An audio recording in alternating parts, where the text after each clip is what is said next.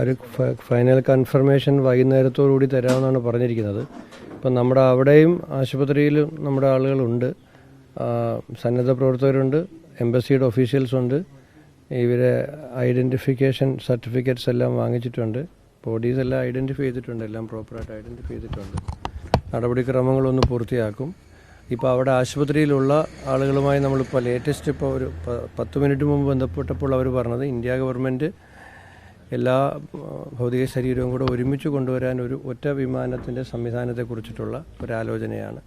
അത് വന്ന് അതിനകത്തൊരു തീരുമാനം ഉണ്ടായിക്കഴിഞ്ഞാൽ എത്തുന്ന സമയം ഫൈനലായിട്ട് നമ്മളെ അറിയിക്കും എന്നാണ് അറിയിച്ചിരിക്കുന്നത്. ഇപ്പോൾ ആ ആലോചനയാണ് ഇപ്പോൾ ഉള്ളത്. ബാക്കി നടപടിക്രമങ്ങളൊക്കെ പൂർത്തിയായിട്ടുണ്ട്.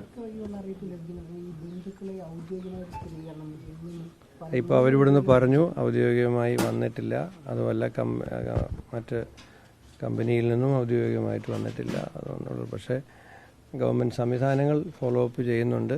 എംബസി ഇതിൻ്റെ സംവിധാനങ്ങൾ മുഴുവൻ എൻ്റെ കൂടെ നിൽക്കുന്നുണ്ട്. അപ്പോൾ ഇന്ന് ഈ ഒരു തീരുമാനമാണ് എടുക്കേണ്ടത്. പലതായിട്ട് വരുന്ന ഒരു വിമാനത്തിലെ എല്ലാ ഭൗതിക ശരീരങ്ങളോട് ഒരുമിച്ച് കൊണ്ടുവരുന്ന ഒരു തീരുമാനത്തിലെത്തിക്കഴിഞ്ഞാൽ വൈകുന്നേരത്തോടുകൂടി ഇവിടെ എത്തുന്ന സമയം അറിയിക്കാമെന്ന് അറിയിച്ചിട്ടുണ്ട്.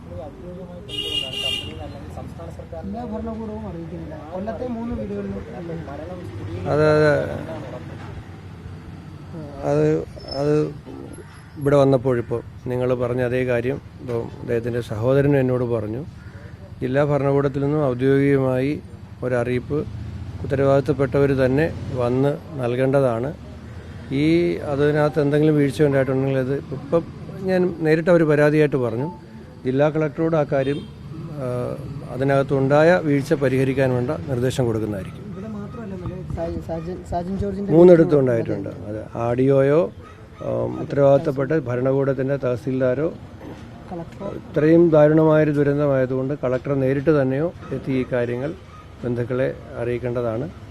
അത് ചെയ്യാനുള്ള നിർദ്ദേശം നൽകുന്നതാണ്.